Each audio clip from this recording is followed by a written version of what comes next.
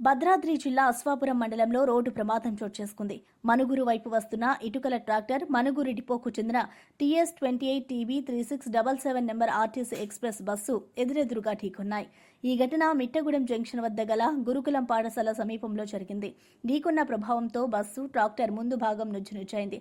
సమాచారం మేరకు ఈ ప్రమాదంలో ఇరువురి డ్రైవర్లకు స్వల్ప గాయాలయ్యాయి. ప్రయాణికులు మాత్రం సురక్షితంగా బయటపడ్డారు. స్థానికులు వెంటనే సహాయం చేసి గాయపడిన వారిని బయటకు తీసుకొచ్చారు. రహదారిపై క్షణాల్లో ట్రాఫిక్ నిలిచిపోయింది. ప్రమాదం తర్వాత పోలీసులు అక్కడికి చేరుకుని పరిస్థితిని అదుపులోకి తెచ్చారు. బస్సు ట్రాక్టర్ను రోడ్డుపై నుంచి తొలగించి చర్యలు ప్రారంభించారు. ఈ ప్రమాదం చూసిన వారంతా ఒక్కసారిగా షాక్కు గురయ్యారు.